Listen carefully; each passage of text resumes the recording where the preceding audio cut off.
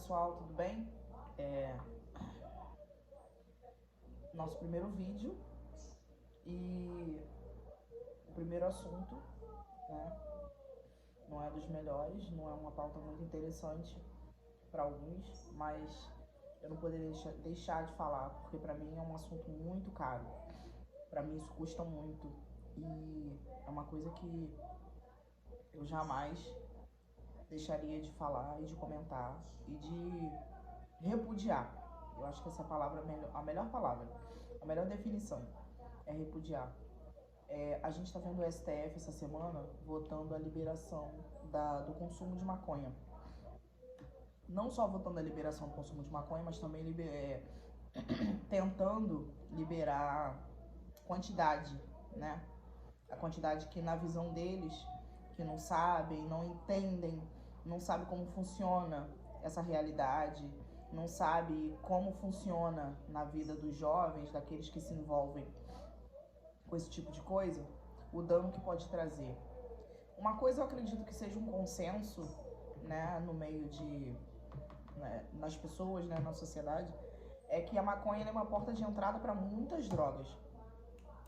A maioria, quase na sua totalidade, as pessoas que começam a usar drogas, elas começam pela maconha, né? E é difícil da gente entender, assim, o porquê, né? Eu já ouvi muita coisa sobre a cannabis, sobre tratamento, né? Eu sei que ela é bem eficaz, assim, para muitas doenças. E para ser muito sincero, eu não sou contra nesse sentido. Para fins medicinais, eu não sou contra. Agora, para uso recreativo, como é que funciona, assim, que o Brasil é um país maluco, né? É o país que se botar lona vira circo e se fechar vira hospício. Como é que funciona você descriminalizar uma coisa que é distribuída através do crime? Em que lugar que isso é explicado? Em que lugar que você consegue explicar isso para alguém? Só aqui, né? E além, né, do mais esdrúxulo da situação, é que não é a Câmara, não é o Senado, não são os deputados, senadores que estão fazendo isso. É o Supremo, que ao invés de apenas assegurar a instituição, né, que tem o dever de ser guardião da lei, agora resolveu também legislar, né? Tem vários casos aí que ele já tem feito ultimamente. Os próprios ministros, né, que comentam que a corte virou uma corte política, né? Sendo que a legislação, a Constituição nem permite que isso aconteça, mas é Brasil, né? Isso aqui é Brasil, como diria o Toretto.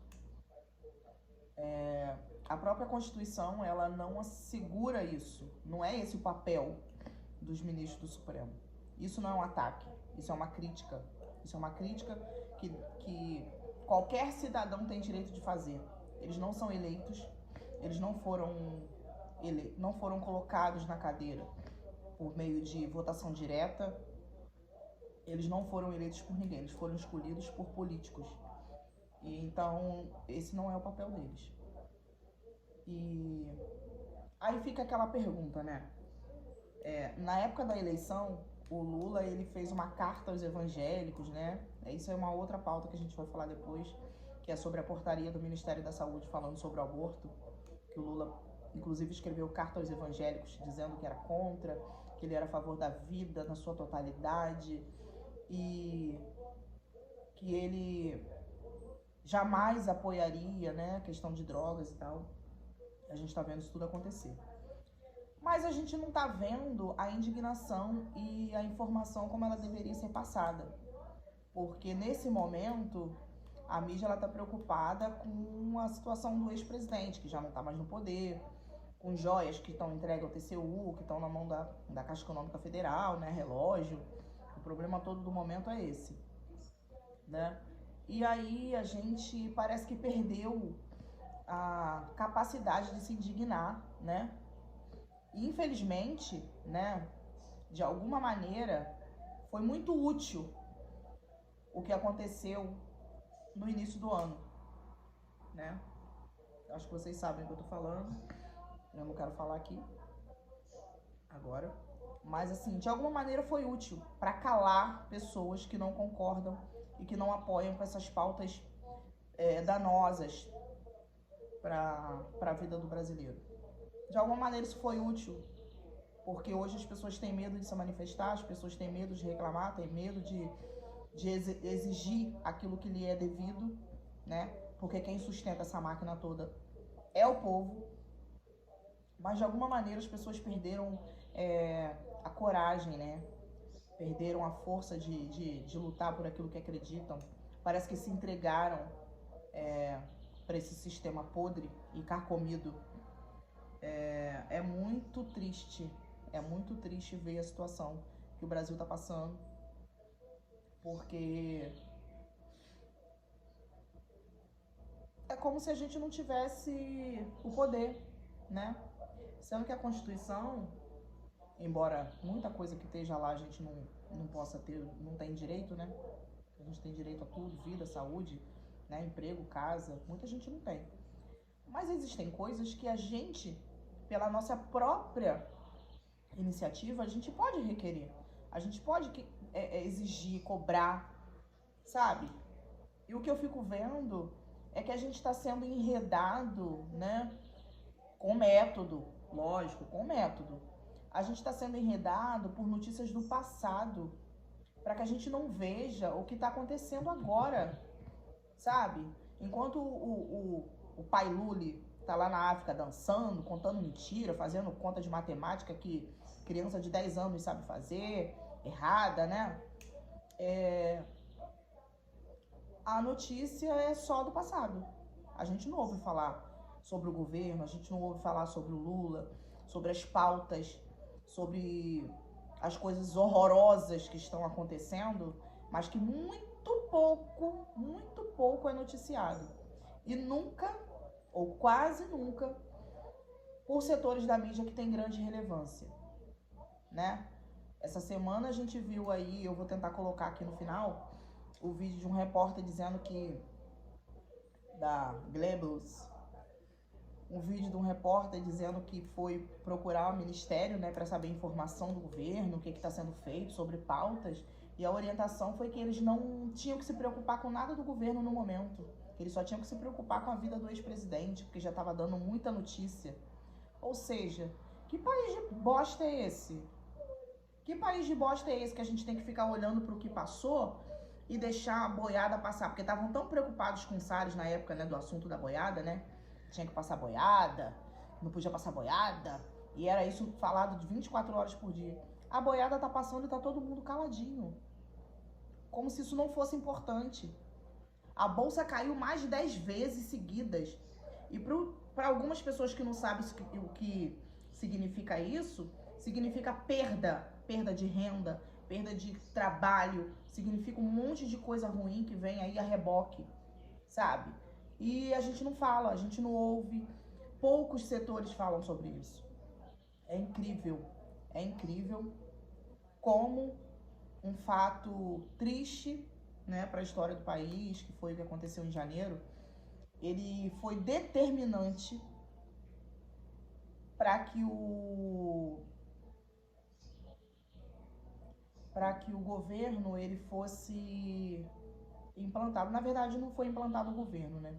Eu acho que os idiotas do 8 de janeiro, eles deram a oportunidade para que o regime fosse trocado. É bem isso. É bem isso. Porque não tem condição da gente não ver as coisas melhorarem. Sabe? Esse governo que foi eleito em nome da democracia, que ia salvar a democracia, mas o presidente é 24 horas atacando os outros, dizendo que pessoas têm que ser extirpadas. Que presidente é esse? Que as pessoas têm que ser pessoas que não concordam com ele, que não gostam do governo dele, têm que ser extirpadas. Que presidente de Merlin é esse?